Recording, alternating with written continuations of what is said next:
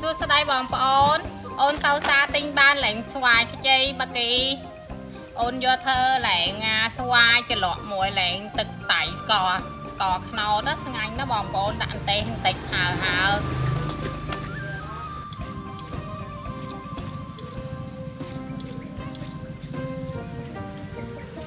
អូនតែមទឹកកកឲ្យវាស្រួយបងប្អូនហូបស្ងាញ់ជាង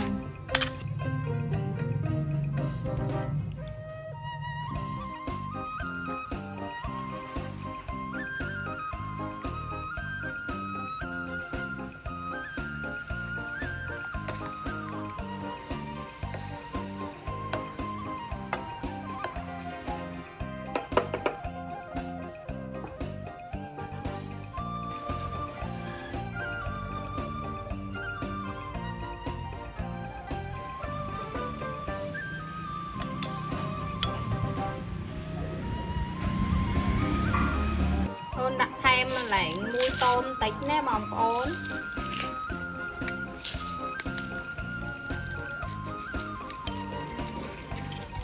ឃើញហៀទឹកម៉ត់លួងស្ងាញ់ណា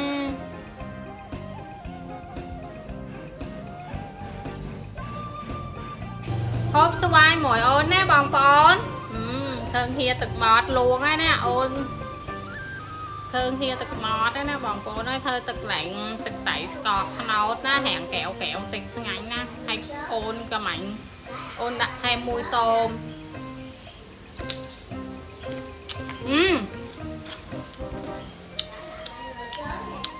ស្ងាញ់មែន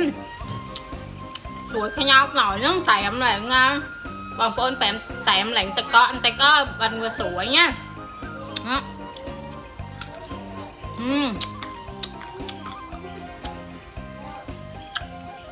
nhanh mệt không em phải ngồi tục nổi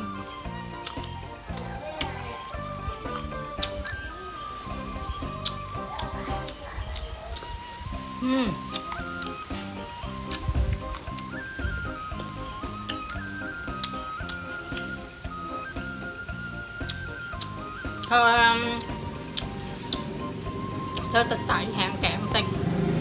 mạnh ôn cảnh tha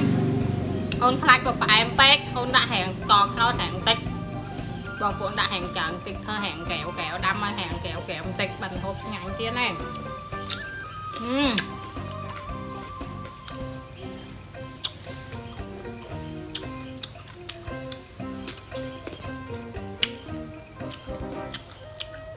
đừng đã nổi